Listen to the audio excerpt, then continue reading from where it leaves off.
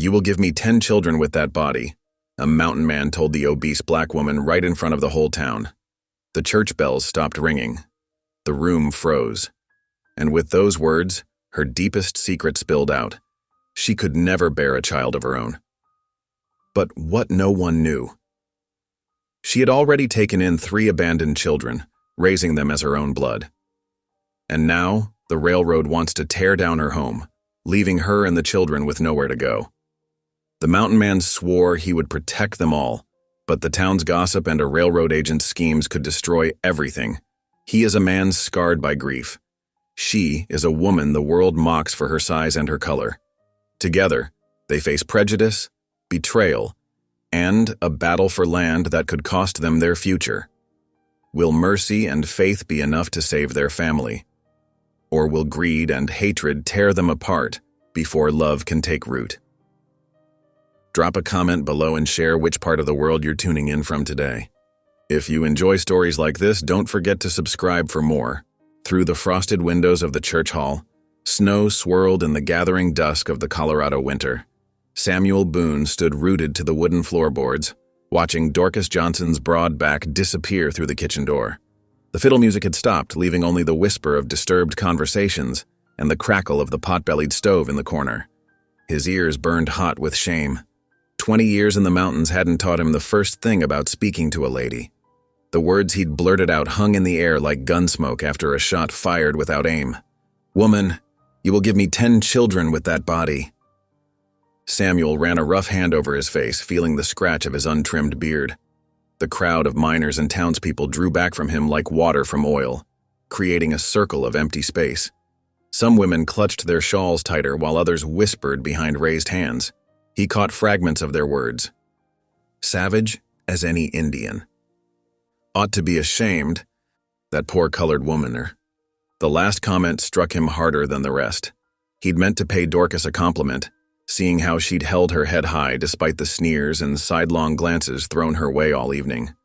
Her gentle manner with the children who'd come for pie, the way she'd smiled through obvious pain when Mrs. Henderson had loudly wondered if the table would hold under the weight of the serving dishes. It had stirred something in Samuel's chest he thought long buried with his Shoshone wife. Reverend Matthews stepped forward, his usually kind face stern. "Mr. Boone, I believe you owe Mrs. Johnson an apology." Samuel nodded, his throat tight.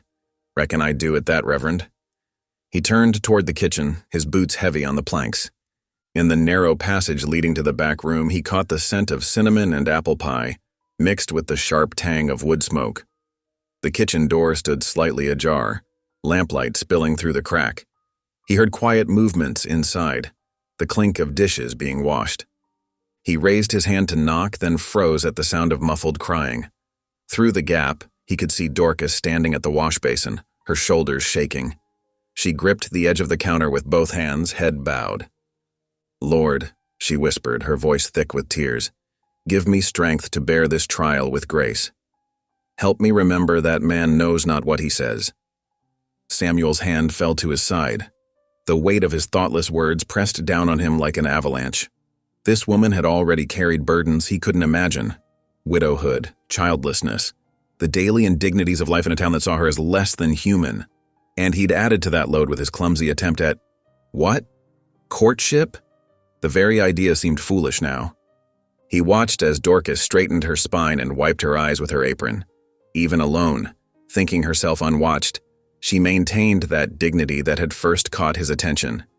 She picked up another dish and began to wash it, humming softly, a hymn he recognized from his childhood back east. Amazing grace, how sweet the sound. The familiar melody transported Samuel back to Sunday mornings in his mother's kitchen, before the mountains had called him west, before grief and solitude had scraped his heart raw. He remembered how his mother would sing while kneading bread, her voice carrying messages of hope and redemption even in the darkest times. Dorcas's humming faltered as she reached for a heavy cast-iron pot. Her fingers slipped on the wet metal, and it started to fall.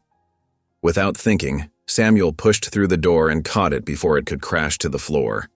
Dorcas gasped, stepping back. "Mr. Boone." "Ma'am." He set the pot carefully on the counter, keeping his eyes lowered. "I came to apologize. What I said out there, it weren't right. weren't respectful. She stood silent for a long moment, her hands clasped at her waist. When she spoke, her voice was quiet but steady. "No, Mr. Boone, it wasn't." "I've been too long in the mountains," he continued, the words coming rough and halting. "Forgot how to talk proper to a lady. But that's no excuse." "Why did you say it?" The question held no anger, only a weary curiosity. Samuel shifted his weight, aware of the mud on his boots marking the clean kitchen floor. "Because," he struggled to find the right words, "because I saw how them folks was treating you. How you kept your head high anyway. Made me think of my wife, my late wife. She had that same strength." Dorcas's expression softened slightly. "I didn't know you were widowed. 5 years now, she died in childbirth, lost them both. The pain, dulled by time but never gone, throbbed in his chest. When you said you couldn't bear children, I reckon that struck me hard. Reminded me there's all kinds of hurts in this world." "Yes," Dorcas said softly. "There are." She picked up a dish towel and began drying her hands, her movements deliberate. "Mr. Boone, I appreciate your apology, but words have power. They can cut deeper than any knife." "I know that now, ma'am. Wish I'd known it before I opened my fool mouth." A ghost of a smile touched her lips. "Well, at least you've learned something tonight." She glanced at the door. "You should go back to the social. I'm sure there are plenty of younger, slimmer ladies who'd welcome your attention." "Don't want their attention," Samuel said bluntly. "Want to make things right with you if I can." Dorcas looked at him properly then, her dark eyes searching his face. Whatever she saw there made her sigh. "Mr. Boone, I've learned to be careful with hope. It's a fragile thing out here on the frontier." "Ain't asking for hope," he replied, "just a chance to show you I'm not the complete fool I appeared tonight." The hymn she'd been humming earlier played in his mind, and without thinking, he added softly, "Was blind, but now I see." Surprise flickered across her face, followed by something warmer. "You know Amazing Grace? My mama taught it to me long time ago." He hesitated, then asked, "Would you let me help you with them dishes?" "Least I can do after causing such trouble." Dorcas studied him for another long moment before holding out a dish towel. "Very well, Mr. Boone. You can dry." They worked in companionable silence, the only sounds the splash of water and the clink of dishes. Through the kitchen window, Samuel could see the snow falling thicker now, blanketing the town in white. It reminded him of his cabin up in the mountains, lonely but peaceful. For the first time in years, that loneliness felt like a weight he didn't want to carry anymore. As they finished the last of the dishes, the fiddle music started up again in the main hall, muffled but cheerful. Dorcas hummed along unconsciously, her hands moving in time with the tune as she wiped down the counter. Samuel watched her, seeing past the sighs that others mocked to the grace in her movements, the strength in her capable hands. He thought of how she'd answered his cruel comment with honesty instead of anger, how she'd prayed for him when she thought she was alone. "Mrs. Johnson," he said carefully, "I know I ain't got no right to ask, but would you consider taking a walk with me sometime? In the daylight, proper-like, when the weather clears." Dorcas turned to face him, surprise and wariness warring in her expression. "Why would you want that, Mr. Boone? I'm not the kind of woman men in this town court." "Maybe that's their loss," he said simply. "I've seen how you are with them children who come begging for pie. Seen how you hold your head high when folks try to shame you. Seen how you choose grace over bitterness. Them's the things that matter far as I'm concerned." Color rose in her cheeks, but she held his gaze. "And what would people say seeing a mountain man walking out with a woman like me?" "Let 'em talk," Samuel growled. "I've survived mountain lions and blizzards. Reckon I can survive a few wagging tongues." A real smile spread across Dorcas's face, transforming it.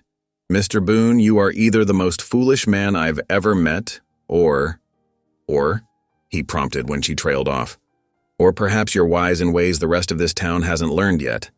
She smoothed her apron, considering. "Very well. When the weather clears, you may call on me. We'll see what comes of it."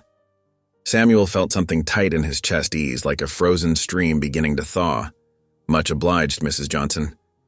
"Dorcas," she said softly, "if we're to walk together, you might as well use my Christian name." "Samuel," he offered in return and was rewarded with another warm smile. The kitchen door creaked open and Reverend Matthews peered in. "Everything all right in here?" "Yes, Reverend," Dorcas answered, her dignity fully restored.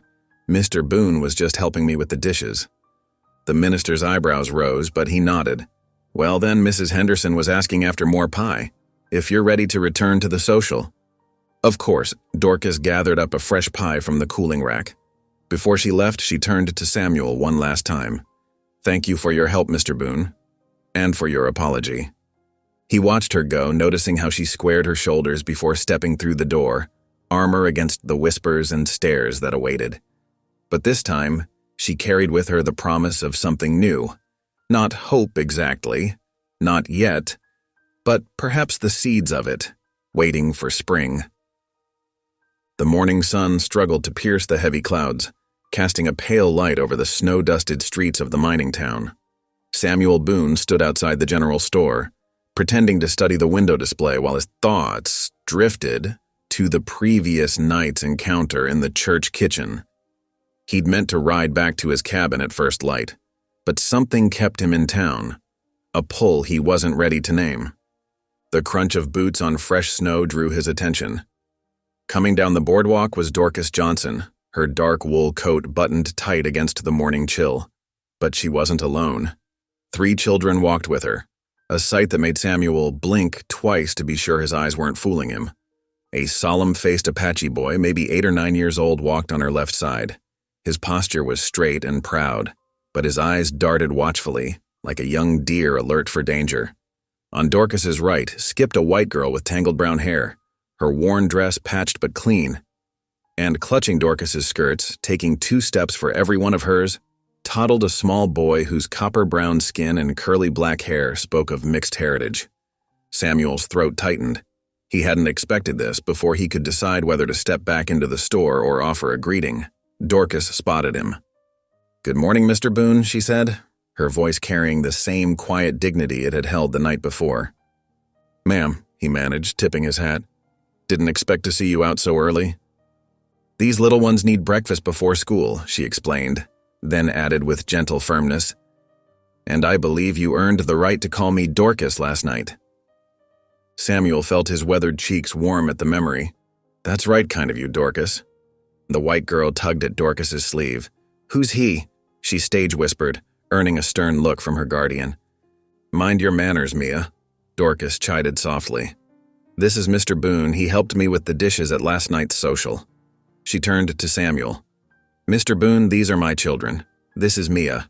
She gestured to the girl, who gave a clumsy curtsy. "This is Joseph," the Apache boy nodded solemnly. "And this little one is Samuel." Samuel started at hearing his own name. The toddler peered up at him with bright, curious eyes, then buried his face in Dorcas's skirts with a giggle. "Your children?" he asked carefully, noting how none of them looked like her, or each other. Dorcas's chin lifted slightly. "The Lord denied my womb but not my heart, Mr. Boone. These precious ones needed a mother, and I needed them. The good Lord has his own way of making families." Samuel watched as she absently straightened Mia's collar, her movements full of maternal tenderness. "Reckon he does at that," he said softly. "Mama works real hard for us," Mia announced proudly. "She cooks at the railroad camp and does washing for the miners. And she makes the best apple pies in all Colorado territory." "Hush now," Dorcas said, but her eyes sparkled at the girl's praise. "It's true, though," Mia insisted. "Even Mrs. Henderson says so, and she don't like anything." Joseph spoke for the first time, his voice quiet but clear. "The other ladies talk mean about us. Say we ain't a proper family." "Joseph," Dorcas warned, but Samuel saw the flash of pain in her eyes. "Don't see what's improper about taking care of young ones what need it," Samuel growled, surprising himself with the force of his words.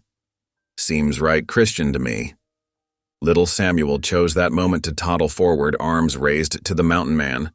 Without thinking, Samuel scooped him up, and the boy immediately began playing with his beard, completely unafraid.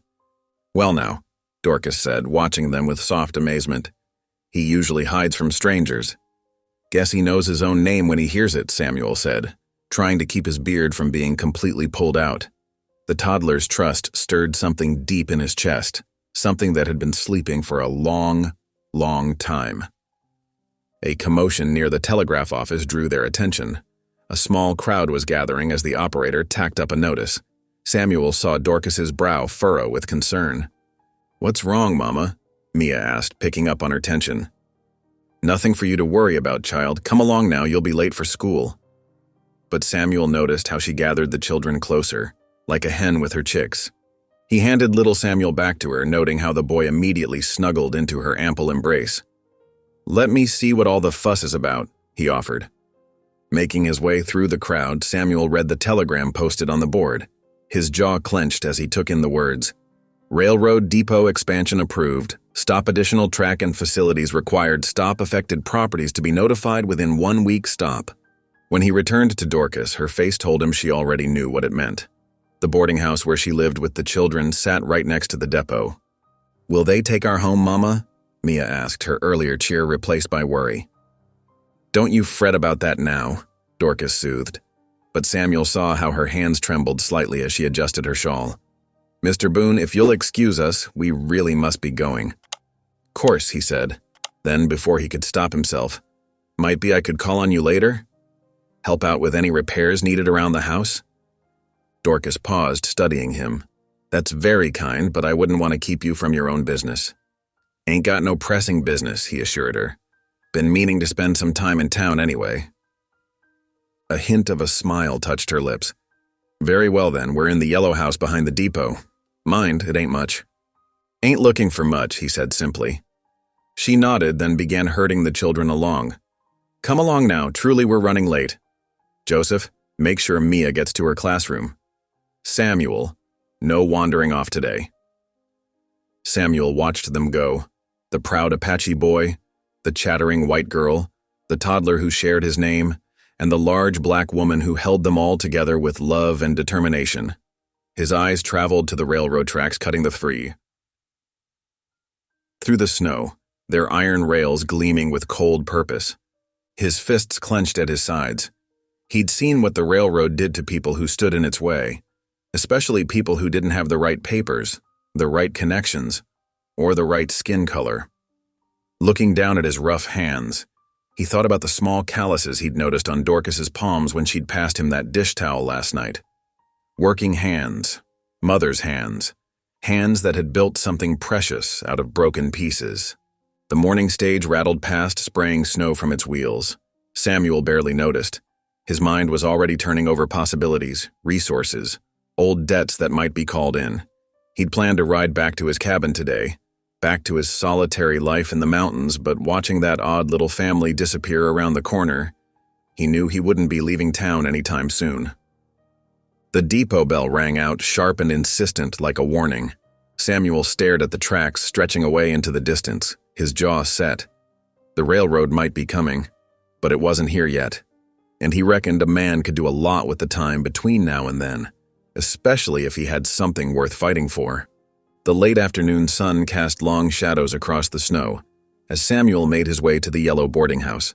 His boots crunched on the frozen ground, and he adjusted the small package under his arm, a peace offering of coffee, beans from the general store. He'd spent the day doing odd jobs around town, keeping one eye on the depot and gathering what information he could about the railroad's plans. The boarding house stood tired but dignified in the fading light, its weathered paint glowing warmly in the sunset. Smoke curled from the chimney, and through the window, he glimpsed movement. The children setting the table. Perhaps. Samuel drew a deep breath and climbed the creaking steps to the door. Before he could knock, rapid footsteps approached from inside. The door flew open to reveal Mia's eager face. "Mama, Mr. Boone's here, just like he said." "Mia," Dorcas's voice carried from within. "We don't fling doors open without knowing who's there first." Samuel cleared his throat. "Evening, Miss Mia, your mama's right about that door." Dorcas appeared behind the girl, wiping her hands on her apron. Her expression was guarded, and Samuel couldn't blame her. "Mr. Boone," she said carefully, "I wasn't certain you'd come." "Said I would," he replied simply. Then, remembering his manners, he held out the package. "Brought some coffee, if you'd care for it." Little Samuel toddled up behind Dorcas, face lighting up at the sight of the mountain man. "Sammy, he called out, making both adults start at the coincidence of names. Joseph appeared silently in the hallway, watching with solemn eyes. The boy had changed out of his school clothes into worn but clean overalls, and Samuel noticed he'd already stacked kindling by the stove. Dorcas hesitated, one hand on the doorframe.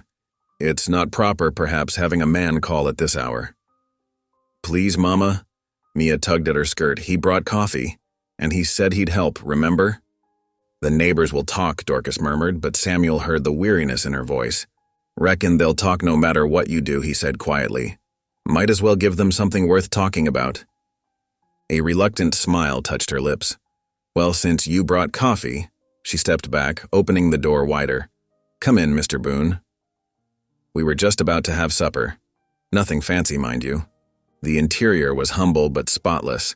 A few worn quilts brightened the walls, and the wooden floors had been scrubbed to paleness. The front room held a small table, some mismatched chairs, and a pot-bellied stove that radiated welcome heat.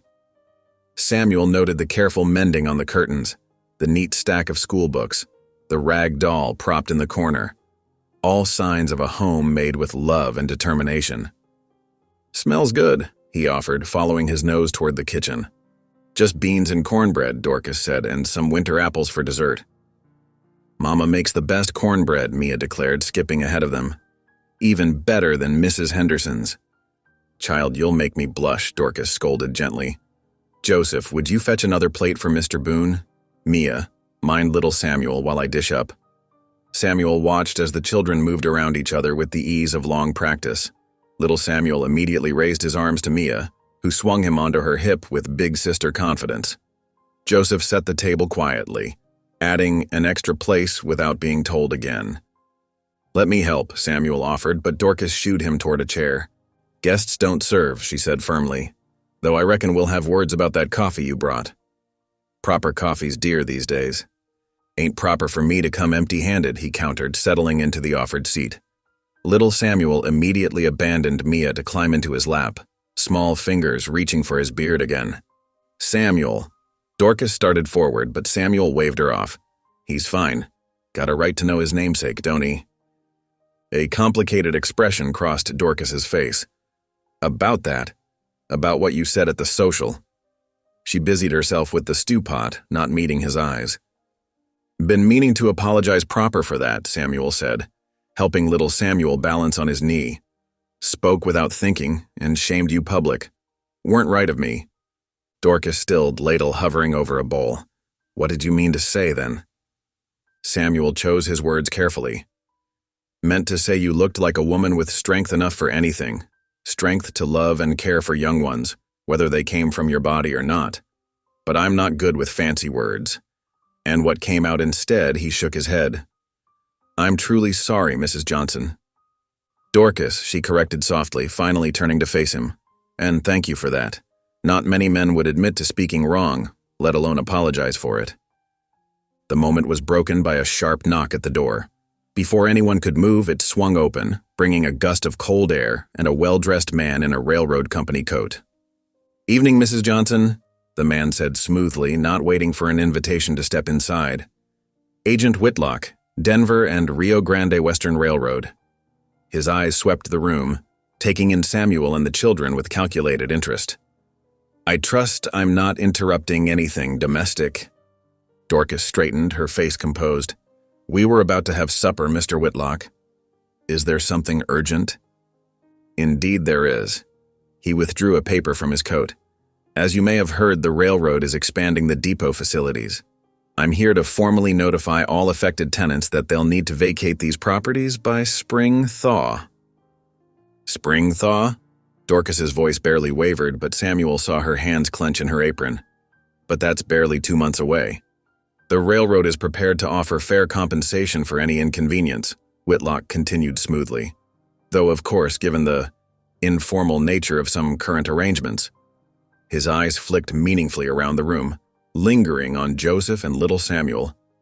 Samuel felt his jaw tighten, but before he could speak, Mia burst out, You can't make us leave. This is our home. Mia, Dorcas warned, but Whitlock only smiled thinly. The railroad's needs must come first, little miss. Progress waits for no one. He laid the paper on the table. You'll find all the details there, Mrs. Johnson. I suggest you start looking for new accommodations immediately. Good evening." The door closed behind him with quiet finality. In the silence that followed, little Samuel began to whimper, picking up on the tension in the room. "Mama?" Joseph's voice was barely a whisper. "Do we have to go?" Dorcas moved to the table, picking up the notice with trembling fingers. I don't know, child. I've put aside what I could. But with winter prices..." She trailed off, staring at the paper as if willing the words to change. Samuel stood carefully, settling little Samuel in his vacated chair. "You'll come to my cabin," he said firmly. All eyes turned to him. Dorcas blinked. "I beg your pardon?" "Got a good-sized cabin up in the high timber," he continued. "2 rooms, solid roof, plenty of firewood cut. It's rough, mind you, but it's warm and dry. You and the children can stay there until this business is sorted." "Mr. Boone," Dorcas began, "that's very kind, but..." "Please, Mama." Mia darted forward to clasp Samuel's weathered hand in both of hers. "Please don't leave us. We can all stay together, can't we?" "Mia." Dorcas looked scandalized. "Mr. Boone, I apologize. She doesn't understand." "Understand what?" Samuel asked quietly. "That you need a safe place? That these young ones need a roof over their heads?" "The impropriety," Dorcas said, but her voice lacked conviction. "What would people say?" "They're already saying plenty," Samuel pointed out. "I might as well give them something new to talk about." "But your reputation..." "Ain't got much of one to speak of," he said simply. "Been a mountain man most of my life. Folk already think I'm half wild." His expression softened. "But I know right from wrong, Dorcas. Know when someone needs helping, and I aim to help, if you'll let me." Dorcas sank into a chair, the railroad notice crumpling slightly in her grip. The firelight played across her face, highlighting the worry in her eyes. Little Samuel immediately climbed into her lap, and she wrapped her arms around him automatically. "It's a generous offer," she said slowly, "more than generous, but..." "We'd be safe there?" Joseph asked suddenly. "All of us?" Samuel met the boy's serious gaze. "You have my word on it." "And we'd all stay together?" Mia pressed, still holding his hand. "Wouldn't have it any other way," Samuel assured her. Dorcas looked around at her gathered children. The solemn Apache boy, the eager white girl, the mixed-race toddler in her arms. Then she looked at Samuel, really looked at him, as if seeing past the rough exterior to something deeper. "I need time to think," she said finally. "This isn't a decision to make in haste." Samuel nodded. "Fair enough. But don't think too long. Spring thaw comes quick in these parts." The fire crackled in the stove, sending shadows dancing across the walls.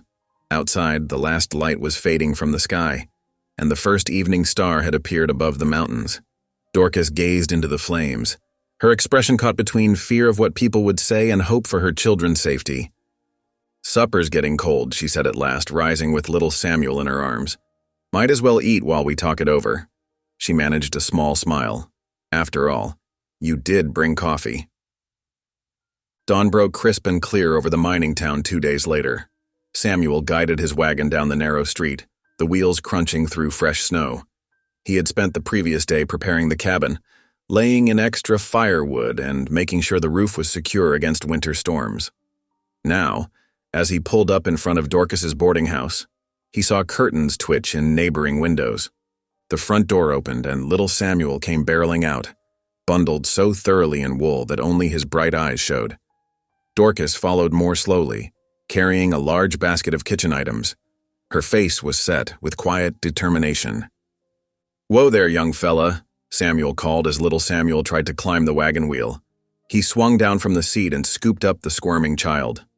"Best let the grown folks load up first." Mia appeared next, dragging a cloth-wrapped bundle nearly as big as herself. "I packed my books," she announced proudly. "And Joseph's too, since he reads so slow." "I do not," Joseph protested, emerging with his own armload of belongings. The Apache boy's dark eyes were serious as he surveyed the wagon. "Will there be room for everything, Mr. Boone?" "Samuel," the mountain man corrected gently, "reckon we're past formalities now. And yes, there's plenty of room." He set little Samuel down and turned to Dorcas. "Let me take that basket, ma'am." Their hands brushed as she passed him the basket, and Dorcas quickly looked away. "Most everything's ready," she said. "Just need to gather the last few things from inside." As they worked, loading blankets and clothing, cooking pots and precious books, Samuel noticed more and more townspeople gathering on their porches, their whispers carried in the cold morning air. "Living in sin, mark my words, Kamak. Those poor children. Always knew she wasn't respectable." Dorcas's shoulders stiffened, but she continued her work without pause. When Mia started to turn toward the whispers, Dorcas gently touched her shoulder. "Mind what needs minding," she said quietly. "The rest ain't worth your trouble." Samuel felt his jaw tighten as he overheard more cruel remarks, but he took his cue from Dorcas, focusing on securing the loads and checking the wagon's canvas cover. He had added a small iron stove near the front, with a chimney pipe poking through the canvas. It would keep them warm during the long climb into the mountains. Little Samuel watched the loading with great interest, clutching his wooden horse. "Up?" he asked Samuel hopefully. "Not yet, little man. Need to finish loading first." Samuel ruffled the boy's curls. "But I promise you'll get the best seat in the wagon." Finally, Dorcas emerged with one last bundle, a quilt she had pieced together from scraps of her children's old clothes. Her eyes were suspiciously bright as she locked the boarding house door for the last time. "You ready?" Samuel asked softly. Dorcas squared her shoulders and nodded. "Ready as we'll ever be." She turned to the children. "Joseph, help Mia up. Mind the stove now." Samuel lifted little Samuel into the wagon, then offered his hand to Dorcas. She hesitated only a moment before accepting his help, climbing carefully onto the wooden seat beside him. Her weight made the springs creak, but Samuel had reinforced them the day before, anticipating this. As they started forward, snow crunching under the iron-rimmed wheels, Mia's clear voice rose from the back of the wagon. "Goodbye, mean old town. We won't miss you at all." "Hush, child," Dorcas scolded, but Samuel caught the hint of a smile at the corner of her mouth. The town fell away behind them as they followed the winding road into the foothills. The winter sun climbed higher, glinting off snow-laden branches. Their breath steamed in the cold air, and Samuel was glad he had thought to heat some stones in the wagon stove. He showed Mia how to tend the fire, explaining the importance of keeping the embers alive. "Like this?" she asked, carefully adding a small stick to the glowing coals. "Just so," he approved. "Not too much at once or you'll smother it. Fire's like people. Needs room to breathe."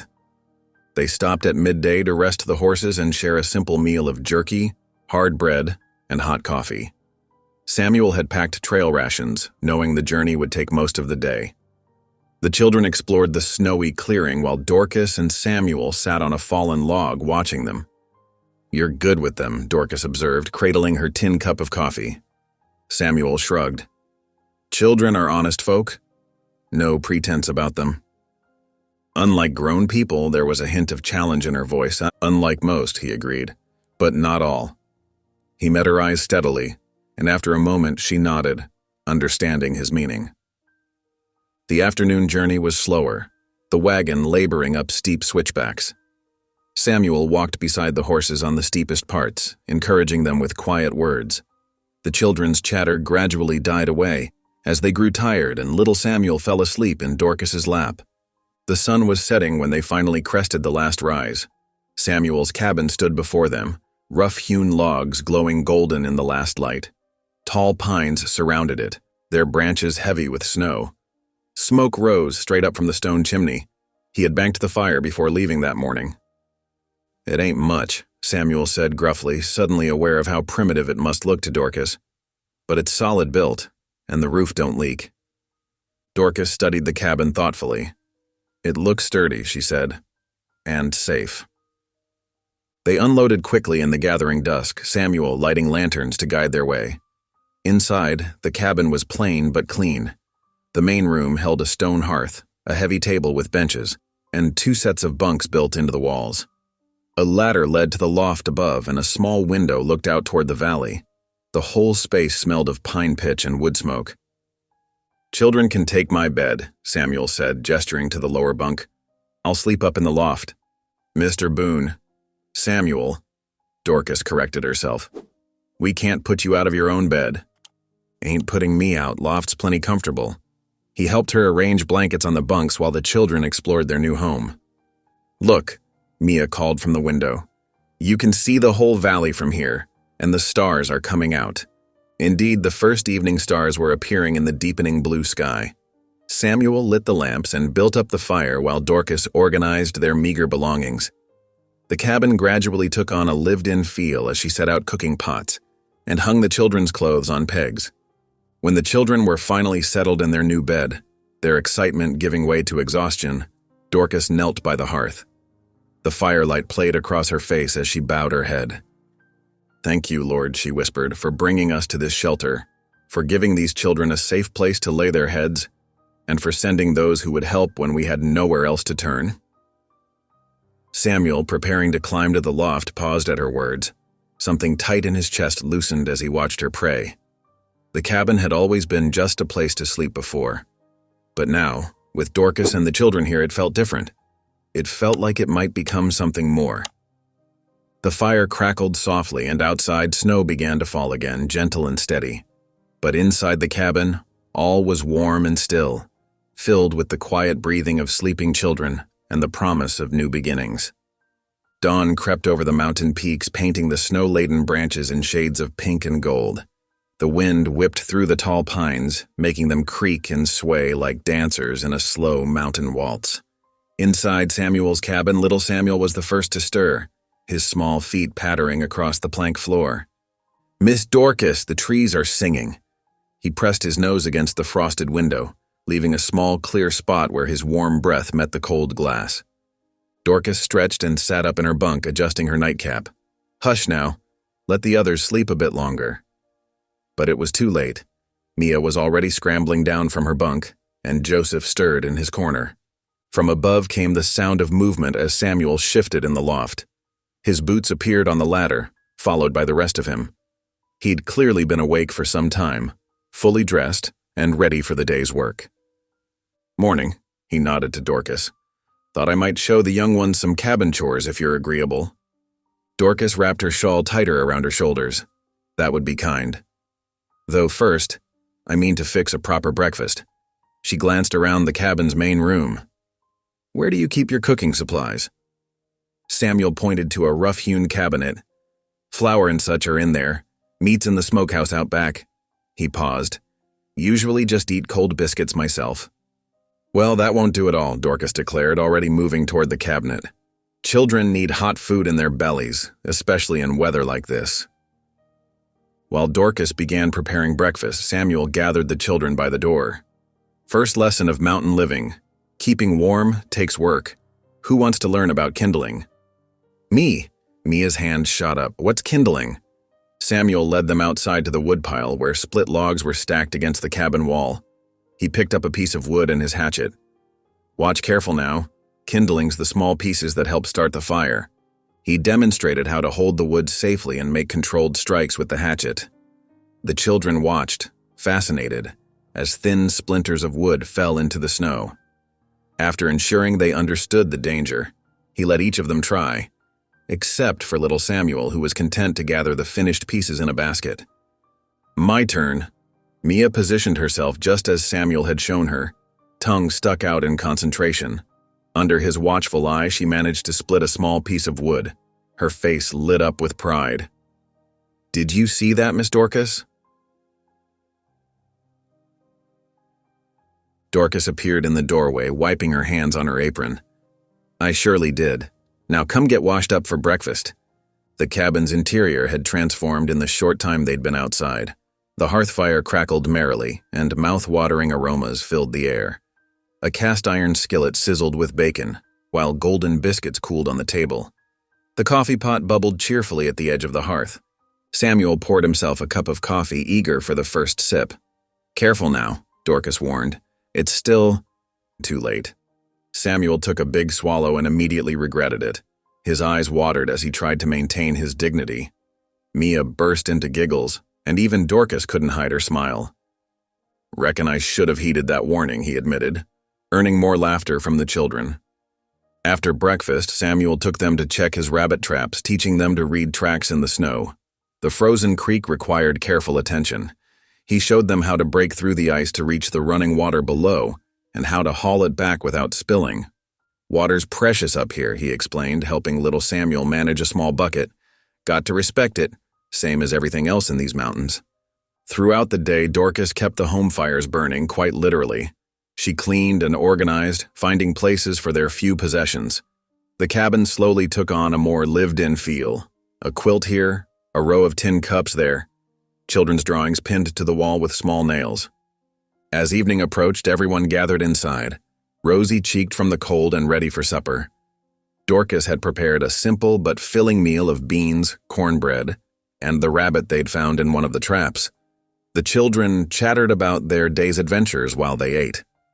"Can we sing after supper?" Mia asked, sopping up the last of her beans with a piece of cornbread.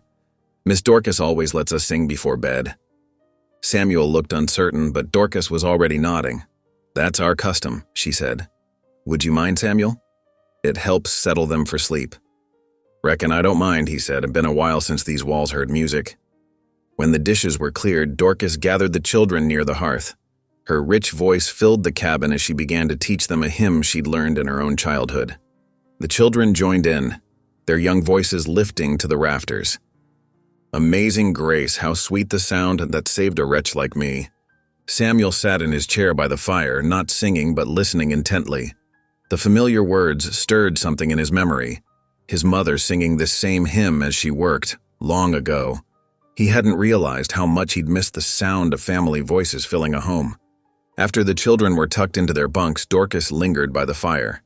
Samuel could see something was troubling her, but he waited patiently for her to speak.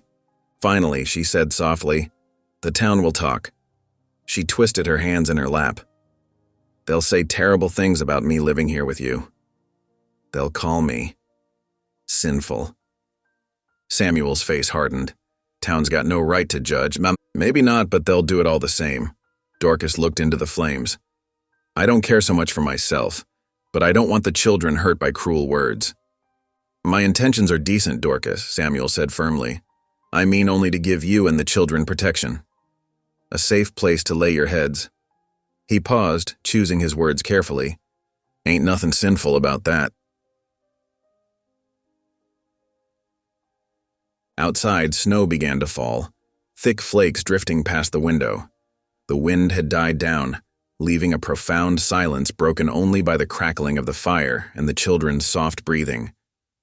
"I know your intentions are good," Dorcas said at last, "and I'm grateful. More grateful than I can say." She smiled slightly. "Though I still think you need cooking lessons." Samuel's quiet chuckle joined her soft laugh, easing the tension. They sat in comfortable silence, watching the fires dance across the hearthstones.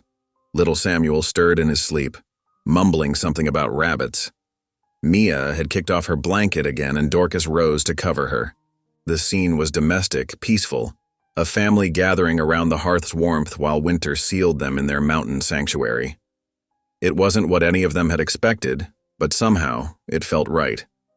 A fragile peace was forming in this unlikely household, built on mutual respect and shared purpose. Samuel watched as Dorcas checked on each child, tucking blankets and smoothing hair with gentle hands. When she returned to her seat by the fire, he spoke quietly. "We'll make this work, Dorcas. Whatever the town says, we'll make it work." She nodded, her face soft in the firelight. "Yes," she said, "I believe we will." The weeks after their arrival flowed like the ice-locked creek, slow and steady, each day bringing new rhythms to their shared life. February's grip held firm on the mountain, but inside the cabin, warmth grew in more ways than one.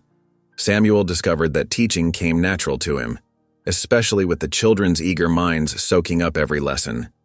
He started with the basics of mountain survival, showing them how to read weather signs in the sky and animal tracks in the snow. The Apache boy proved particularly skilled at ice fishing. One crisp morning, Samuel took him to a sheltered bend in the creek where the ice was thick enough to bear their weight. He showed the boy how to chip a careful hole through the frozen surface with an ice axe. "Watch how the water moves under here," Samuel explained, pointing to dark shapes sliding beneath the crystalline sheet. Fish get sluggish in the cold, but they're still down there. The boy nodded solemnly, his dark eyes intent on the water. Samuel helped him bait a line with preserved worms from his winter stores. They sat together on wooden crates, sharing comfortable silence as their breath fogged the air. After an hour of patience, the boy's line jerked. "Easy now," Samuel coached. "Let him tire himself some before you pull." The boy's hands remained steady as he worked the line, finally drawing up a fat rainbow trout that flopped on the ice. "It's well done." Samuel clapped the boy's shoulder. "That's dinner sorted proper." A rare smile spread across the boy's face, pride shining in his eyes. That evening, Dorcas cooked the fish in her cast-iron skillet with wild herbs she'd dried last fall. The boy couldn't stop grinning as everyone praised his catch. Mia proved to have a different calling. She followed Samuel around the cabin yard, pestering him with questions about every tool and task. When she spotted him whittling by the fire one evening, her curiosity sparked immediate interest. "What are you making?" she asked, settling cross-legged beside his chair. "Just passing time," Samuel answered, showing her the smooth stick taking shape beneath his knife. "Want to learn?" "Can I?" Mia bounced with excitement. Samuel selected a soft pine branch and a dull knife that would be safer for small hands. "First rule is always cut away from yourself," he began, demonstrating the proper grip and motion. Under his guidance, Mia started working on her own piece of wood. Her first attempts were rough, but she showed natural patience, unusual for her age. They spent many evenings this way, working wood beside the fire while Dorcas sewed or told stories. Little Samuel, not yet old enough for such tasks, found his own way into Samuel's heart. The toddler would toddle after the mountain man during his morning chores, struggling through the snow with determination. Samuel took to carrying him on his shoulders, the boy's delighted giggles echoing across the yard. "Horse," little Samuel would command, tugging Samuel's hair. "More like a mule," Samuel would grumble good-naturedly, but he never refused the boy's requests for rides. Dorcas watched these interactions from the cabin window, while kneading bread or stirring stew. Something warm unfurled in her chest, seeing the gentle way Samuel handled each child. How naturally he slipped into the role of teacher and protector. The man who had once blurted tactless words at a church social was revealed to have depths of patience she hadn't expected. One evening, after the children were occupied with their whittling and drawing, Dorcas found herself alone with Samuel by the fire. The comfortable silence between them felt different now, weighted with unspoken understanding. "Never thought I'd see you take to children so natural," she said softly, her knitting needles clicking steadily. Samuel poked at the fire. "Never thought I'd have the chance again," he admitted. "Not after Sarah." Dorcas's hand stilled. "Sarah." Samuel was quiet so long she thought he might not answer. When he spoke, his voice carried years of held-back grief. "My wife. She was Shoshone, daughter of Eagle Feather, one of their respected elders. We had 2 good years together before." He swallowed hard. "She died in childbirth. The baby too. That's when I came up here to the high country. Couldn't bear to stay where everything reminded me of her." Dorcas set aside her knitting, her heart aching for his loss. "I'm sorry, Samuel. Truly sorry." He nodded, still staring into the flames. "What about your James?" The children mentioned his name once. Now it was Dorcas's turn to feel old grief rise up. James was a railroad man. Good with his hands, better with his heart. We tried for years to have children, but it wasn't to be. She smoothed her skirts, remembering. He took extra shifts laying track, trying to save enough for us to adopt. Then there was an accident. A rail car jumped the track. He lingered 3 days before the Lord took him home. "That's a heavy burden to carry alone," Samuel said quietly. "The debts were worse than the loneliness at first. Had to sell everything but my cooking pots and James's Bible to pay them off. No kin to turn to, so I took work where I could find it." Dorcas managed a small smile. "But the Lord provides. He sent me these children when I thought my heart might shrivel up from want of loving something." Samuel's face softened as he watched her. "You've got a gift, Dorcas. Takes courage to mother the unwanted, to see past what others cast aside." A blush warmed Dorcas's cheeks at the genuine praise in his voice. Just trying to do what's right, she murmured. You do more than try, Samuel said firmly. You succeed. Their conversation faded into comfortable quiet, broken only by the fire's gentle crackle and the children's murmured voices from the corner. The shared confidence had shifted something between them, as if speaking their griefs aloud had cleared space for new understanding to grow. Later, after Samuel had climbed to his loft, he listened to Dorcas's evening ritual with the children. Her voice rose soft and sure as she tucked each one under their quilts with a prayer of blessing. Thank you, Lord, for this day's mercies, she whispered, for warm shelter and full bellies, for new skills learned and love shared. Watch over these little ones as they sleep. Amen. The toddler's voice piped up, Amen, Mama. Hush now, little Samuel. Time for sleep. Samuel lay in his bed, sleep elusive as he pondered the changes in his life. 6 weeks ago, he'd been a solitary man in an empty cabin. Now the space hummed with life, children's laughter, Dorcas's hymns, the steady rhythm of shared meals and daily tasks. He thought of Sarah, wondering what she would make of this odd family that had formed in his mountain refuge. Somehow he felt she would approve. She had always said his heart was bigger than he knew. Perhaps God wasn't finished with him yet, was rebuilding something from the ashes of his old life. The fire popped below and he heard Dorcas moving quietly, banking the coals for the night. Her presence had brought order and warmth to more than just his hearth. Samuel listened to her soft footsteps, feeling an unfamiliar contentment settle over him as the cabin gradually grew still. The late March sun peeked through thinning clouds, causing rivulets of melting snow to trickle down the mountainside. Samuel stood in the yard, watching winter's grip loosen its hold on the land.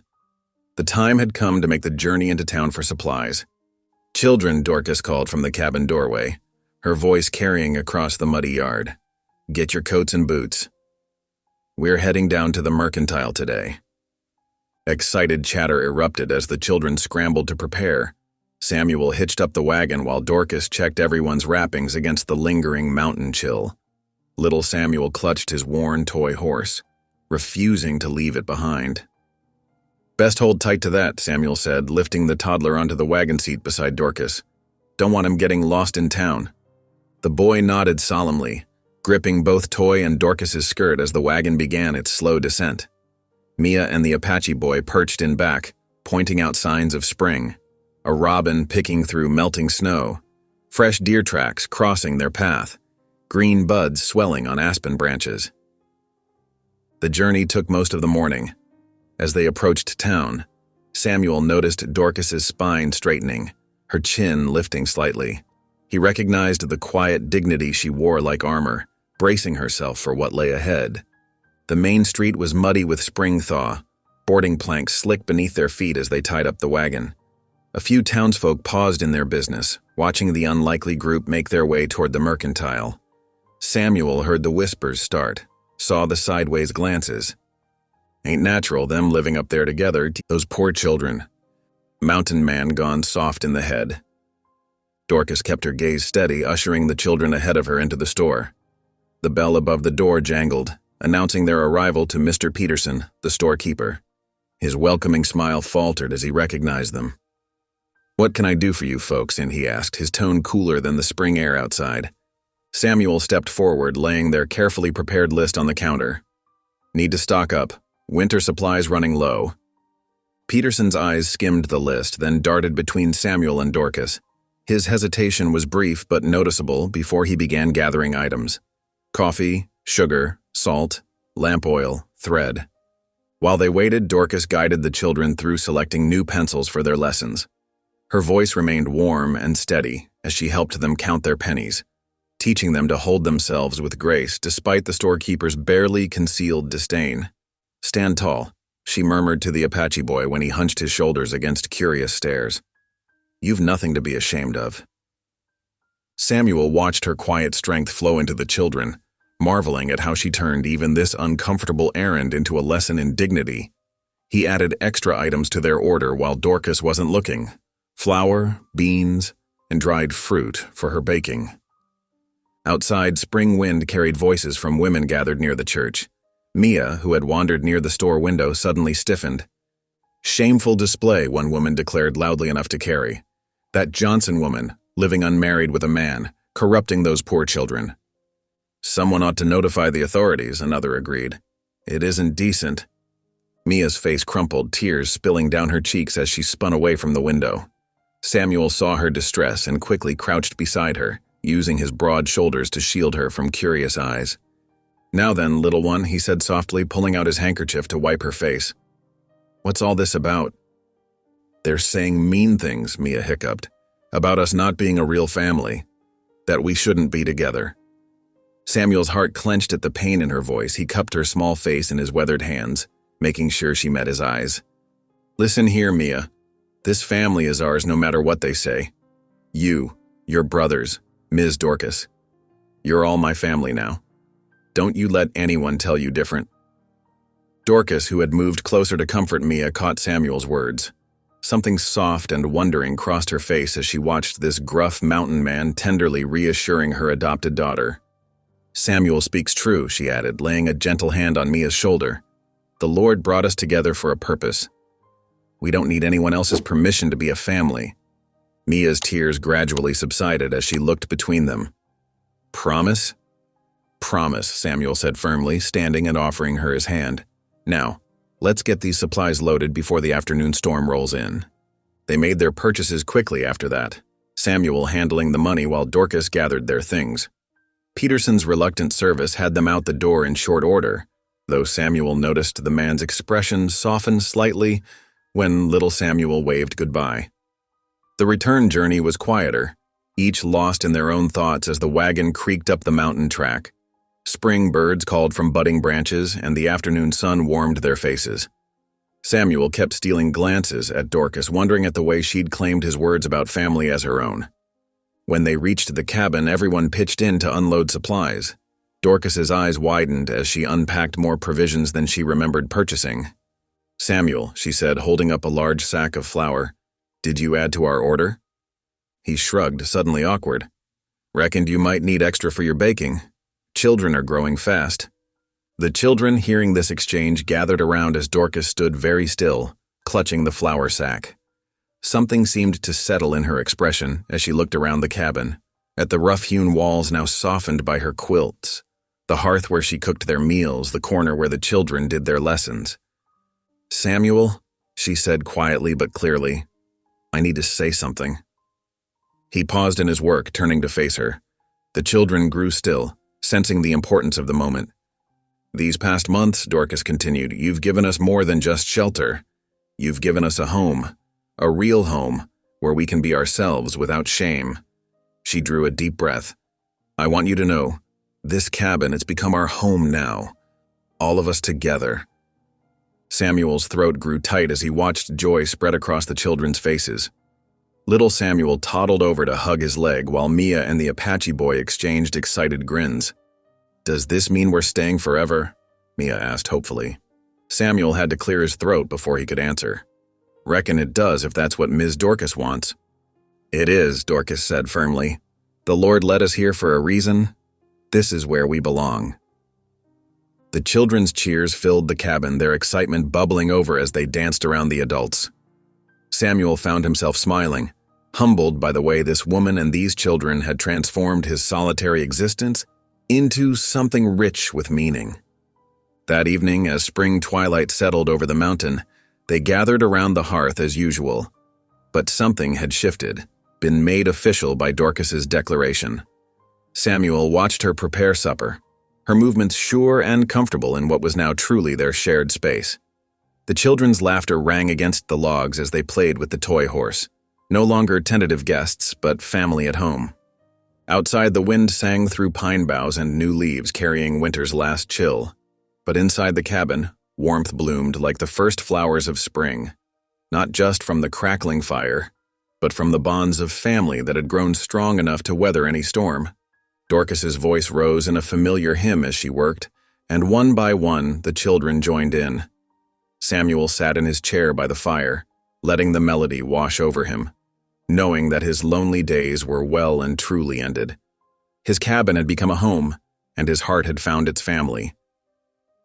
Spring came to the mountain in a rush of melting snow and birdsong.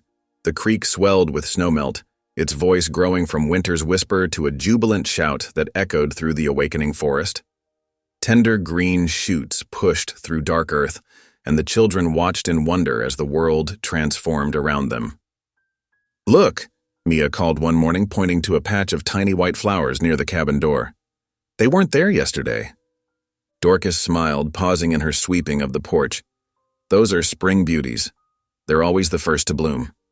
The Apache boy crouched to examine them closer, his usual solemnity softening into curiosity.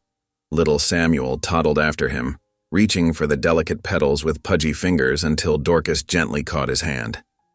"Careful, little one," she said. "We must treat God's creations with respect." Samuel watched from where he was splitting logs, his axe paused mid-swing. The sight of Dorcas teaching the children warmed something deep in his chest. She had brought such life to his homestead, her wisdom flowing as naturally as the creek water, her patience steady as the mountain itself. The barn roof needed attention after winter's heavy snows, and Samuel set about repairs as soon as the weather allowed.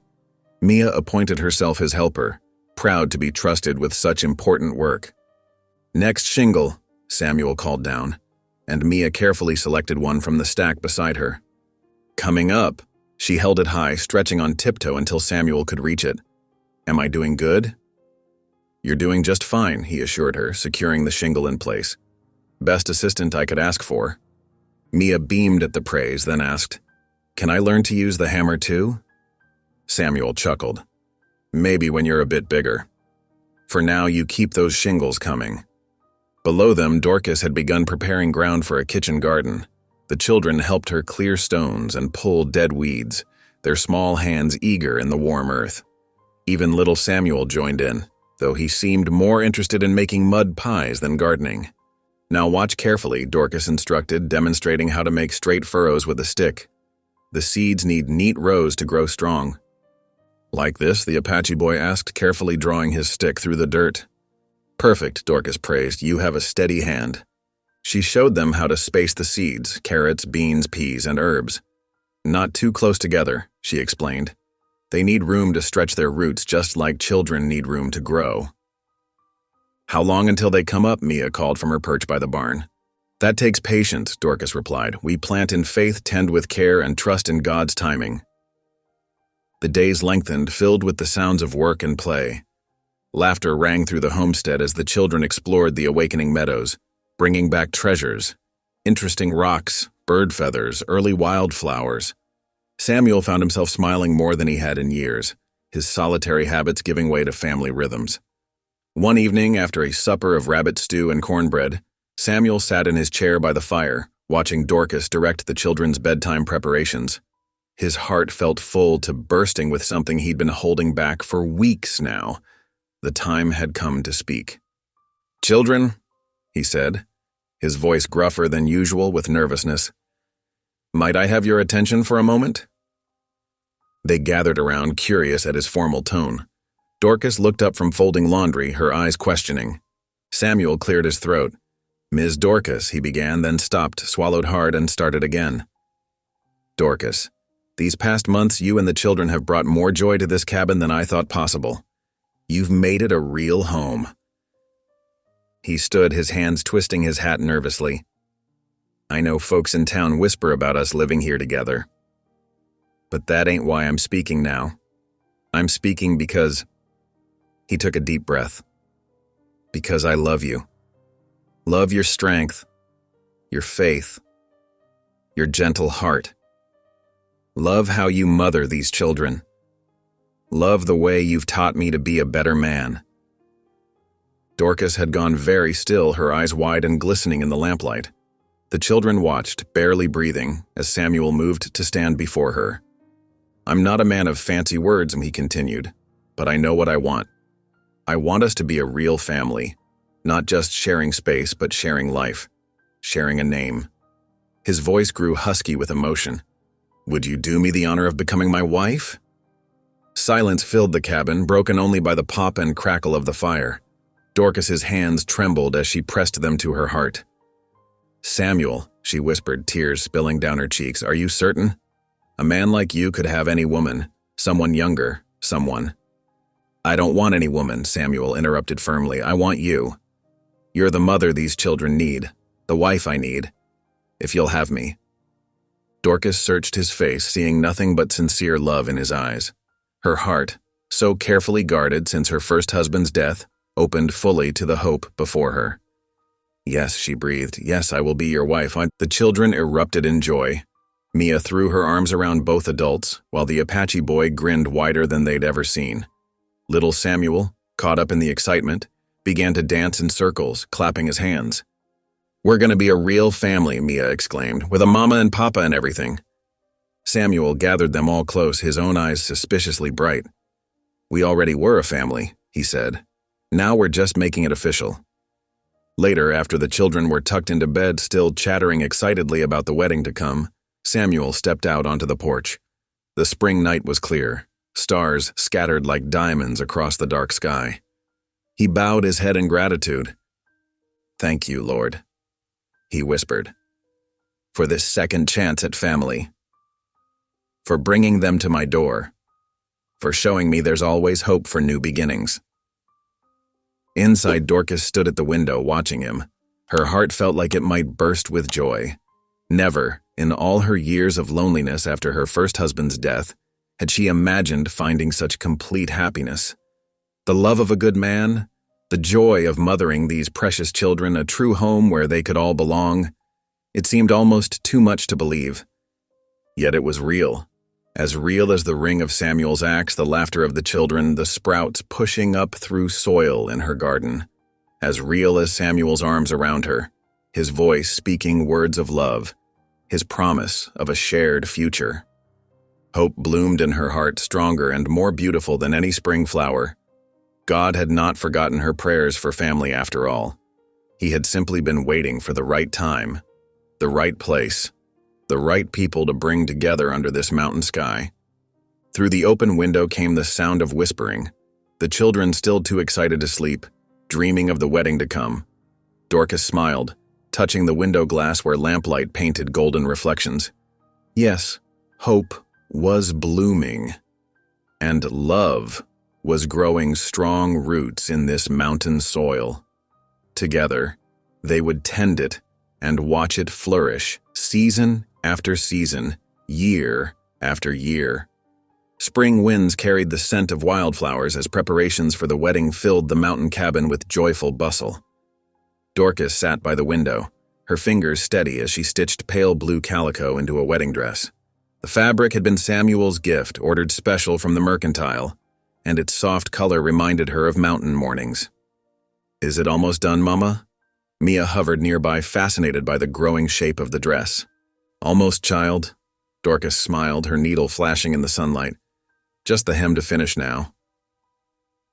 The children had thrown themselves into wedding preparations with boundless enthusiasm. Mia and little Samuel spent hours gathering wildflowers from the meadow, practicing how to scatter, petals from a worn basket they'd found in the barn. Their giggles echoed through the cabin as they rehearsed their important roles. In the corner by the fireplace, the Apache boy sat cross-legged on the floor, his knife moving carefully over 2 pieces of pine wood. His face held intense concentration as he shaped them into rings. "Those are coming along real nice," Samuel commented, pausing to watch the boy's progress. The boy nodded, holding up one ring to inspect it. "I want them to be perfect," he said softly. "For you and Mama." Samuel's throat tightened with emotion. He squeezed the boy's shoulder gently before heading outside to chop more firewood. The steady rhythm of his axe helped calm his nerves as the wedding day approached. 3 days before the ceremony, they heard hoofbeats approaching.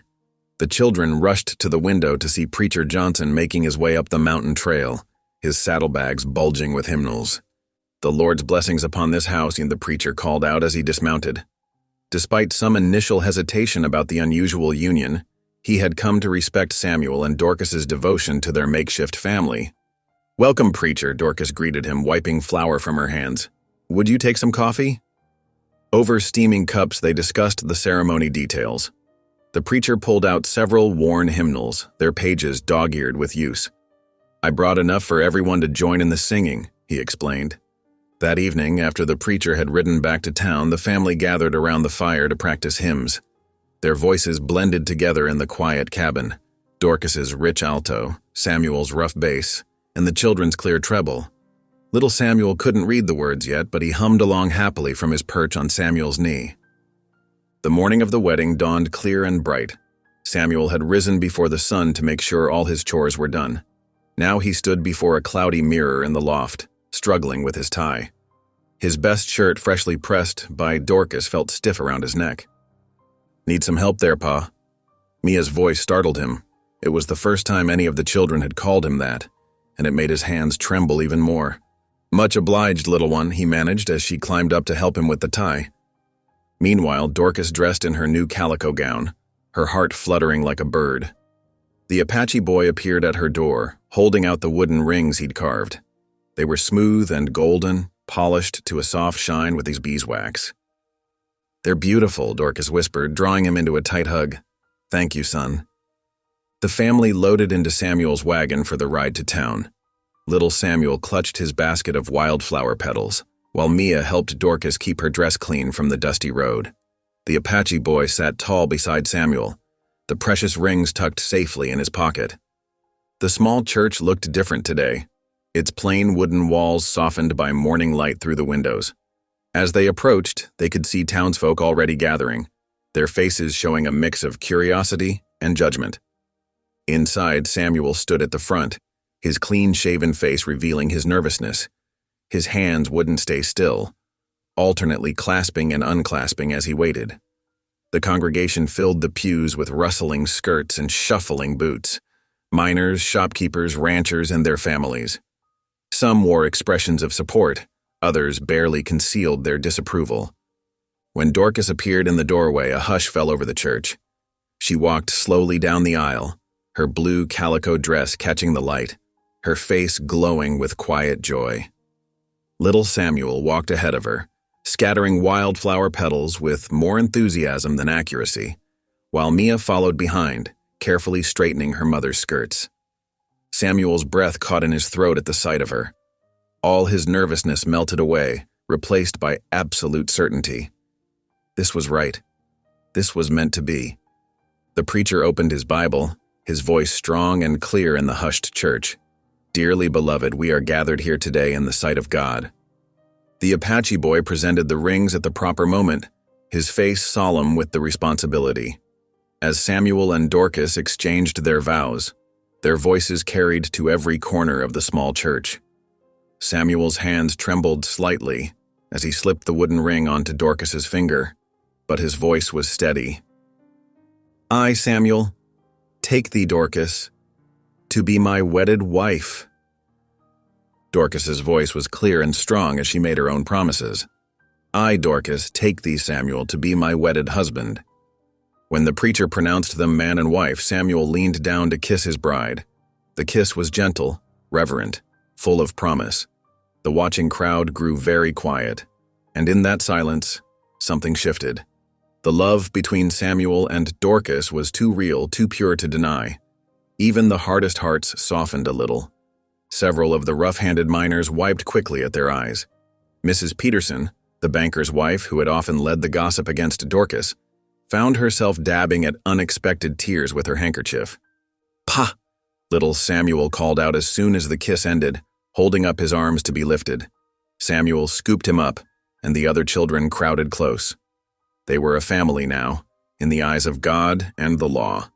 The reception was held in the church fellowship hall where tables groaned under the weight of cornbread, pies, and other offerings from those townsfolk who had chosen to support the union. The air filled with the sound of hymn singing, the children's voices rising clear and strong among the adults. Dorcas moved among the guests, accepting congratulations with grace. Her joy seemed to light her from within, making her more beautiful than anyone had ever seen her. Samuel couldn't take his eyes off her, wonder written plain on his face. But not everyone shared in the celebration. Standing near the back of the hall, railroad agent Whitlock watched the proceedings with dark eyes. A folded paper protruded from his coat pocket, and his expression spoke of troubles yet to come. Dorcas noticed him as she turned from accepting Mrs. Peterson's belated blessing. Their eyes met across the room, and for a moment, her joy dimmed. But then little Samuel tugged at her skirts, asking for another piece of cornbread, and Mia pulled her toward the singers gathering for another hymn.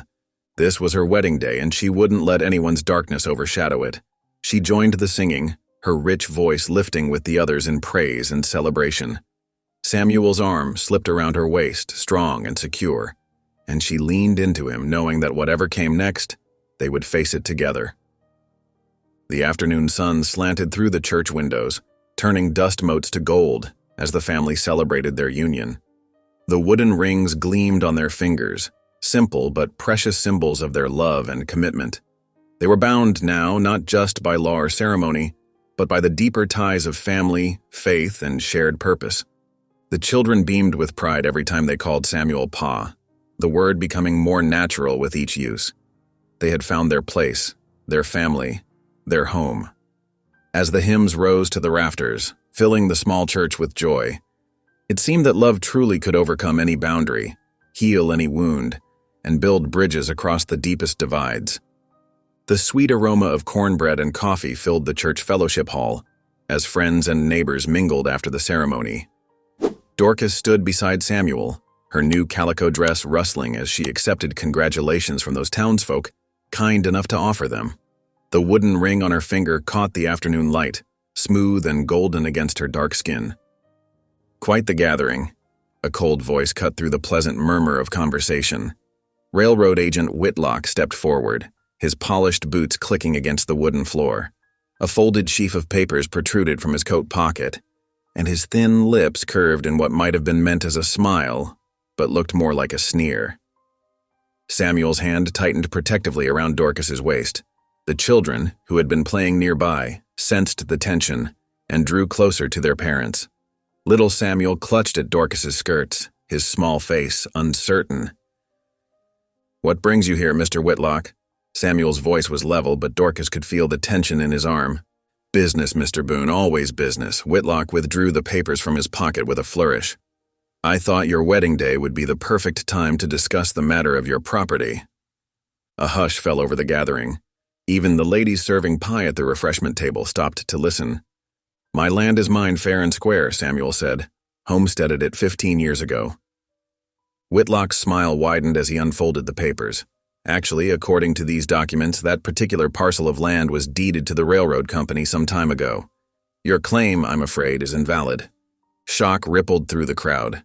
Dorcas felt her heart skip a beat. The home they had just pledged to share, the sanctuary where their unlikely family had found peace, could it really be lost so easily? "Let me see those papers." Sheriff Briggs pushed through the crowd, his badge catching the light from the church windows. He took the documents from Whitlock, scanning them with narrowed eyes. Dorcas watched hope fade from her husband's face as the sheriff nodded slowly. "These appear to be in order, Samuel. The company's claim predates yours." "That is impossible," Samuel growled. His hands clenched into fists at his sides, and Dorcas could see him fighting to control his temper before the wedding guests. "I worked that land. Built every log of that cabin with my own hands." "The law is the law," Whitlock said smoothly. "And I am afraid your new wife has no legal standing there either. You will both need to vacate the property." Cruel whispers rustled through the crowd like dry leaves. Dorcas heard someone snicker about 10 children and felt her face burn with shame. The memory of that first meeting, Samuel's clumsy words at the church social, now seemed a bitter prophecy of doom. "Now see here," the preacher started to object, but Sheriff Briggs held up his hand. "There will be a proper eviction notice," the sheriff said, not quite meeting Samuel's eyes. "You will have time to make arrangements." Samuel's jaw worked silently.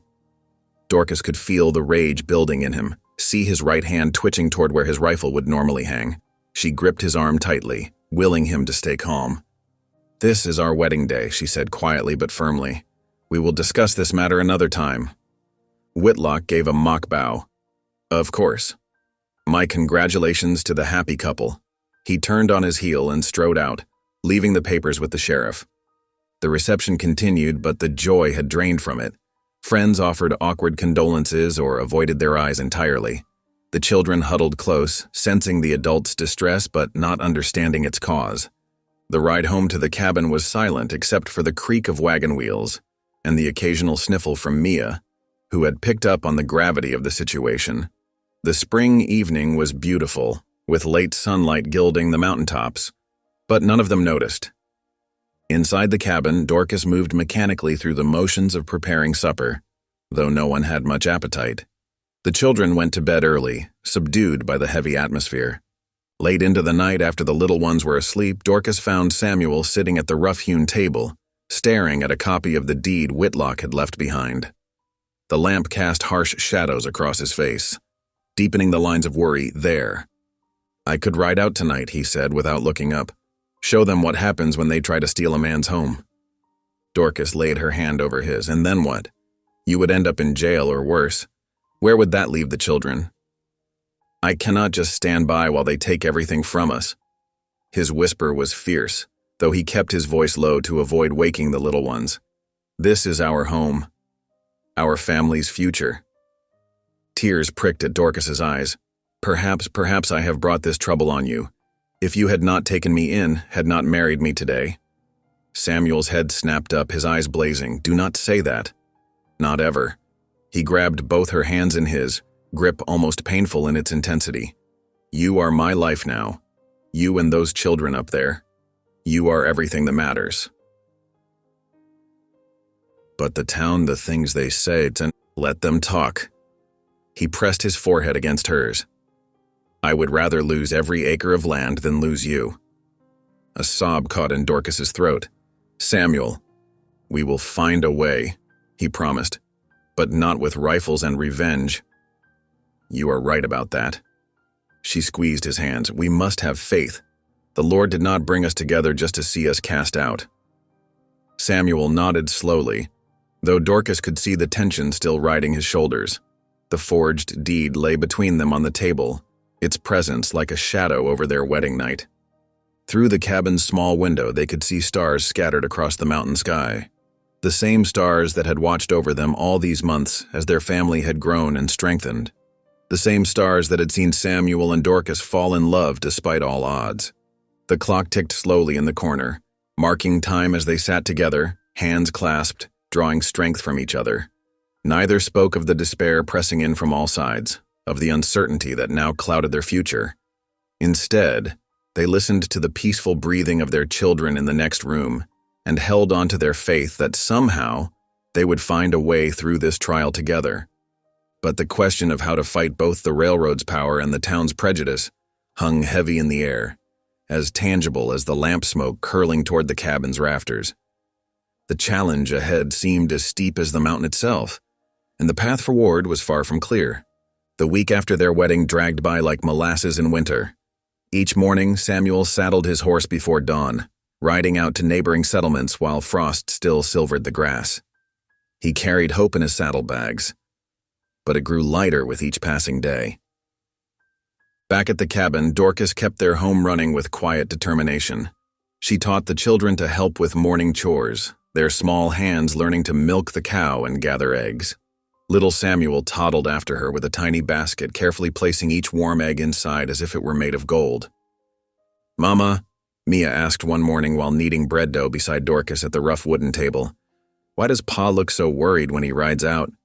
Dorcas's hands stilled in the dough. "He's searching for important papers, child. Papers that show this land is truly ours." "But we already know it's ours," the Apache boy said from where he was sweeping the hearth. "We live here." "Sometimes," Dorcas replied carefully, "knowing something in your heart isn't enough. You need proof that others will accept." She led them in hymns while they worked, her rich voice filling the cabin with amazing grace and "What a friend we have in Jesus." The familiar melodies seemed to settle the children's unease, though Dorcas's own heart remained heavy with worry. Each evening they watched the mountain trail for Samuel's return. When his horse finally appeared through the pines, their hopes rose, only to fall again at the defeat written in the slump of his shoulders. Telegraph offices in 3 settlements had turned up only partial land records. The courthouse in the county seat had suffered a fire years back, leaving crucial documents lost to ash. Every lead Samuel followed withered like spring frost in the sun. On the 7th day, Samuel returned later than usual. The children had already gone to bed, though Dorcas knew they weren't sleeping. She could hear their whispered prayers through the thin wall. Samuel slumped into a chair by the fire, his face gray with exhaustion. Dorcas wordlessly poured him a cup of coffee and sat beside him, waiting. "I've been a fool," he finally said, staring into the flames, "running all over creation, when I knew all along where the answers might lie." Dorcas laid her hand on his arm. "Tell me." Samuel's voice grew rough. "My late wife's people, the Shoshone. They keep records of their own, passed down through the elders, treaties, land boundaries, sacred places." He took a shuddering breath. "Eagle Feather, my wife's uncle, he was keeper of such things." "Then we must go to them," Dorcas said simply. Samuel turned to her, anguish clear in his eyes. "I haven't seen them since Morning Star died. I ran from my grief, abandoned my duties to her kin. They'll have every right to turn me away." "Perhaps," Dorcas agreed, "but we must try. Not just for us, but for the children." Through the wall, little Samuel's sleepy voice drifted out, singing one of the hymns Dorcas had taught them. "Jesus loves me, this I know." Samuel's shoulders straightened slightly. "It's 3 days' journey if the spring mud doesn't slow us too much. The children." "The children will come with us," Dorcas said firmly. "We are a family. We face this together." Long into the night, they planned. They would need the wagon. Samuel's horse alone couldn't carry them all. Food enough for at least a week, blankets, medicines. The spring weather was unpredictable in the mountains. Dawn found them loading the wagon while dew still sparkled on the grass. The children helped pack, excitement at the journey overtaking their fear. Mia carefully wrapped the family Bible in a shawl. The Apache boy stowed fishing line and hooks in his pocket.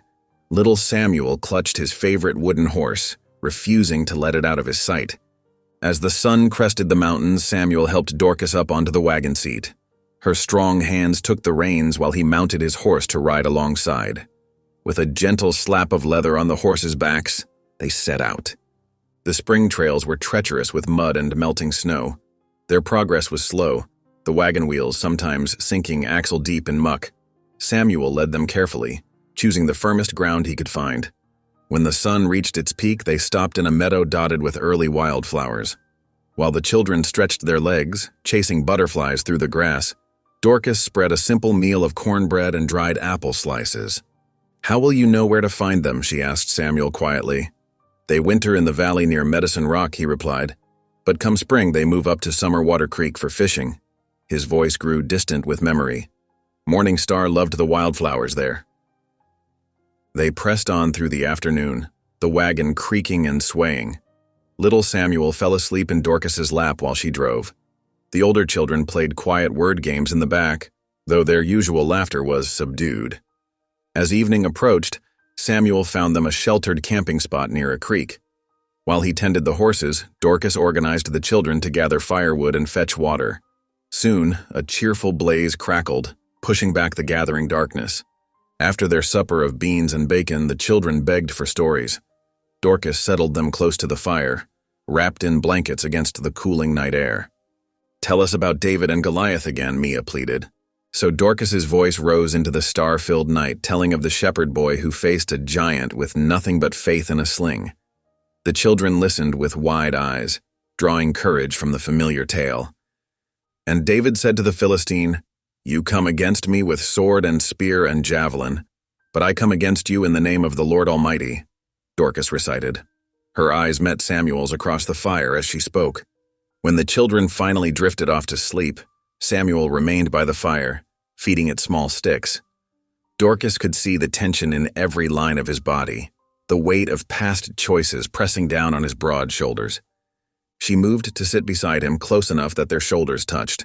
Above them, the stars wheeled in their ancient paths, countless as grain on a threshing floor.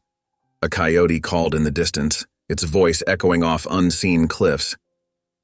"I dream of her sometimes," Samuel said softly, not looking away from the flames. "Morning Star. She's always smiling, always forgiving, but I wake knowing how I failed her people." "You were grieving," Dorcas reminded him gently. "Grief is no excuse for breaking faith," he replied. "Eagle Feather took me in as a son. Morning Star's mother taught me their ways, their stories. I had responsibilities. Instead, I ran to the mountains and hid in my pain." Dorcas took his calloused hand in hers. The past cannot be changed, but you can choose a different path now. Samuel's fingers tightened around hers. I'm afraid, he admitted. Not of Eagle Feather's anger. I deserve that. I'm afraid they'll refuse to help us because of my betrayal, that my foolishness will cost you and the children our home. Faith, Dorcas said firmly. Like David with his sling, we go forward in faith. She squeezed his hand. Whatever comes, we face it together. Samuel turned to look at her, then wonder mixing with the firelight in his eyes. How did I deserve you? Grace, she answered simply. God's grace, which makes all things new. They sat together in comfortable silence as the fire burned low. Around them, the children's steady breathing mingled with the night sounds of the wilderness. Samuel eventually dozed off, his head coming to rest against Dorcas's shoulder. She stayed awake a while longer, watching the stars and praying, for wisdom, for courage, for the hearts of the people they would soon meet. Most of all, for the strength to face whatever lay ahead with the same quiet dignity she'd learned through years of hardship. The fire settled into glowing coals, casting just enough light to see the sleeping faces of her family. Whatever came next, she knew in her bones that this journey was right. They were following a path that had been laid out for them, step by step, since that first meeting at the church social. Dorcas adjusted the blanket around little Samuel, who had squirmed closer to the fire's warmth. Her fingers brushed his soft cheek, and he smiled in his sleep. Such trust, such innocence. For these children, for the family they had built against all odds, she would face any challenge. She settled back against Samuel, drawing strength from his solid presence. Together, they would find a way forward. Together, they would make this right. On the morning of the fourth day, Samuel raised his hand, bringing the wagon to a halt. Ahead, through a gap in the pines, smoke rose from several lodges nestled against the mountainside. The United States Army post stood visible in the distance, its flag snapping in the spring wind. Is that where they live? Mia whispered, peering around Dorcas's shoulder. Samuel nodded, his throat tight. That's their spring camp. His hands gripped the reins so hard his knuckles showed white. Dorcas reached over and touched his arm. We'll go together, she said softly.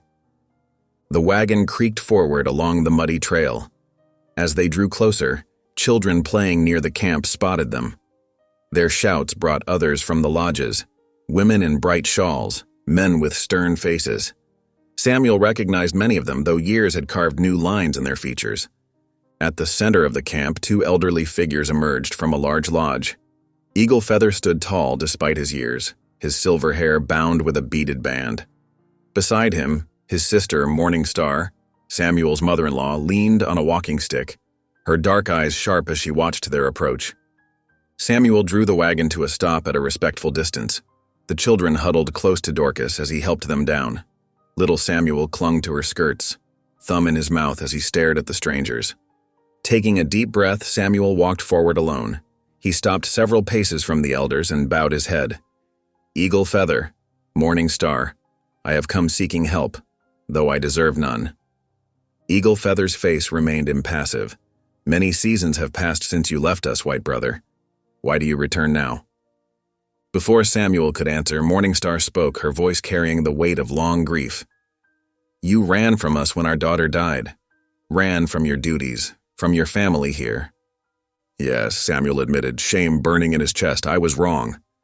My grief made me a coward. A long silence followed. The whole camp seemed to hold its breath.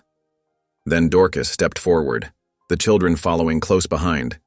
She inclined her head respectfully to the elders. I am Dorcas, she said clearly, Samuel's wife. These are our children, Mia, Joseph, and little Samuel. Each child bobbed a nervous greeting as she named them. We come seeking your help because others would take our home from us. Eagle Feather's gaze shifted to her, measuring. Tell us. Dorcas explained about the railroad's claim, the forged papers, the threat to their mountain cabin. As she spoke, several of the women drew closer, listening. The Apache boy, Joseph, stepped forward suddenly. Please, he said in his quiet way, They are my family now, the only ones who wanted me. We need our home." Morningstar's expression softened as she looked at the children. She exchanged a long glance with her brother. At last, Eagle Feather nodded slowly. "Come," he said. "Share our fire. We will speak more." The tension eased slightly. Women came forward to help Dorcas and the children settle, while men led Samuel to care for the horses. As evening approached, savory smells began drifting from cooking fires. Morningstar directed Dorcas to help prepare the evening meal. They worked together, peeling roots and stirring a rich venison stew, speaking little but watching each other carefully. Other women joined them, showing Mia how to pat out corn cakes for baking. "Your man," Morningstar said finally, "he has changed." Dorcas nodded. Loss either hardens the heart or opens it to love again. Samuel chose love, though it took time. The older woman's eyes crinkled slightly. "I see that." She watched little Samuel toddling after butterflies, squealing with delight. "These little ones have helped heal him." "As he has helped heal them," Dorcas agreed. "Each of them came to us wounded in different ways. Together, we make something whole." When the meal was ready, the entire camp gathered. Eagle Feather offered a prayer of thanksgiving in his own language, then in English. Bowls were passed, steam rising into the cooling evening air. The children sat close to Dorcas, but gradually relaxed as young ones from the camp invited them to share treats and whispered jokes. Samuel sat stiffly at first, but as the meal progressed, some of the men began asking him about hunting in the high country. Soon he was deep in discussion about game trails and weather signs, the years of silence beginning to thaw. After the dishes were cleared away, someone brought out a drum. Songs rose into the darkness, ancient melodies carrying words Dorcas didn't understand, but felt in her bones.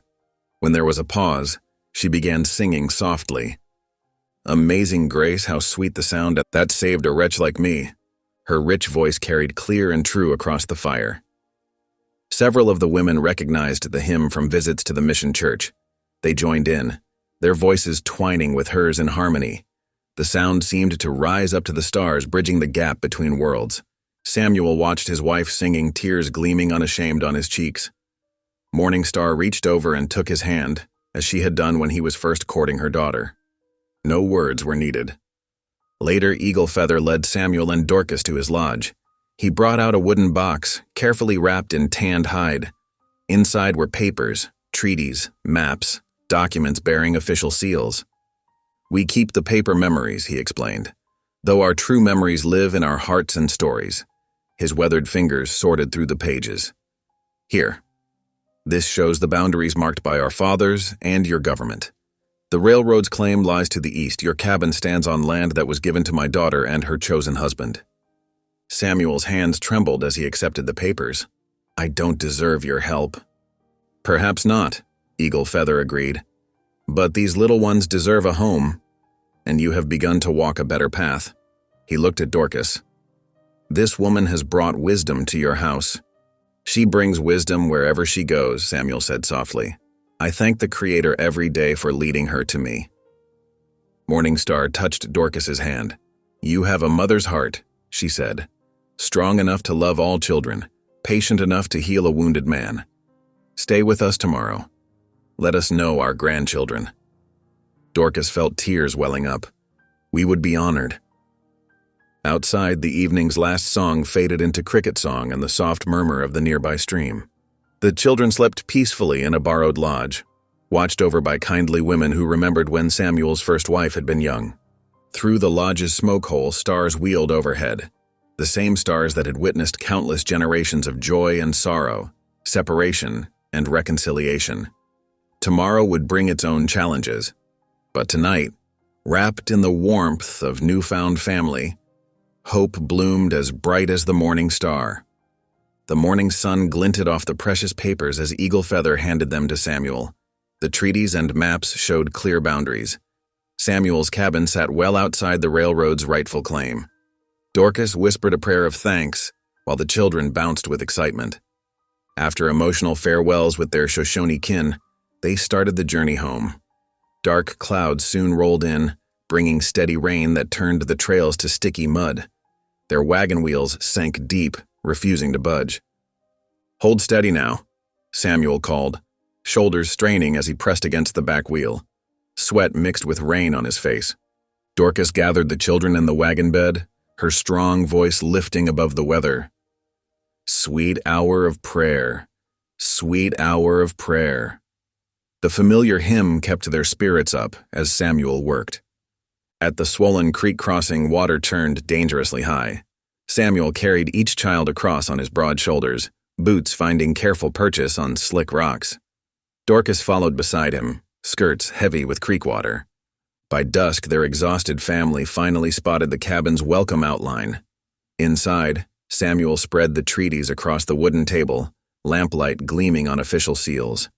Dorcas placed her work-worn hand over his. "The Lord provides," she whispered with quiet conviction. The children pressed close, sensing their family's triumph. Little Samuel patted the papers with pudgy fingers while Mia and Joseph exchanged hopeful smiles. Word raced through town faster than spring floods. Samuel and Dorcas Boone had returned with proof of their claim. Townsfolk gathered in knots along the muddy street, whispering as the family made their way to the courthouse. Inside the packed room, Railroad Agent Whitlock sneered at the documents Samuel placed before the judge.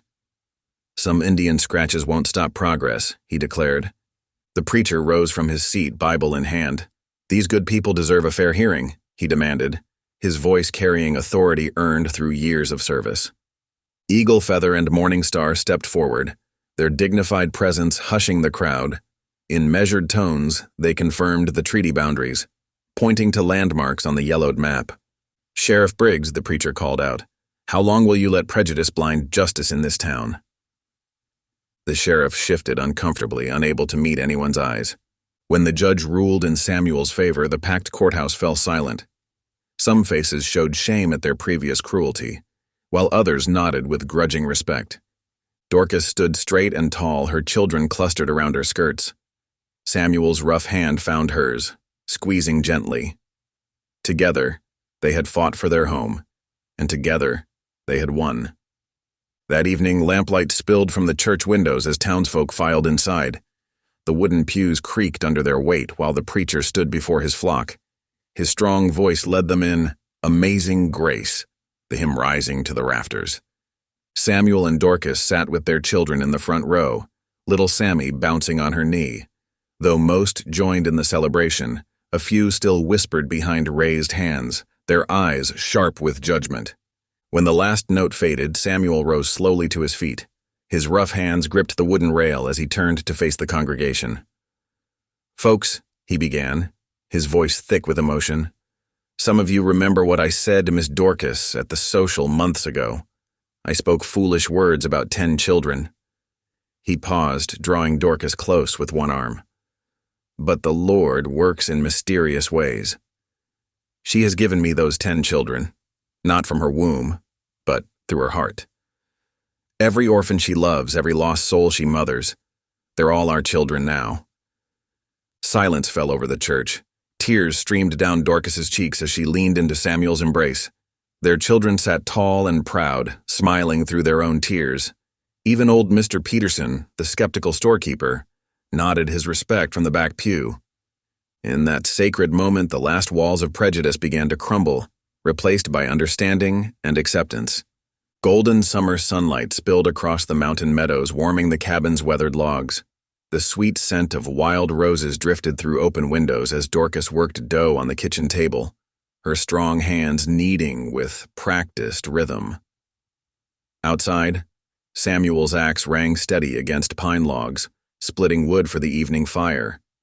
In the meadow, butterflies danced over wildflowers while the children gave chase, their laughter carrying on the breeze. Mia's dark hair streamed behind her as she pointed out perfect spots near the porch where she planned to plant her own flower garden. When supper time came, they gathered around the table, passing bowls of steaming beans and fresh-baked bread. Mia could hardly contain her excitement about her gardening plans, her words tumbling out between bites. "Can we plant sunflowers tall as the roof, Pa?" As dusk painted the sky purple, they settled by the hearth. Samuel cradled little Sammy in his strong arms, pressing a gentle kiss to the toddler's forehead.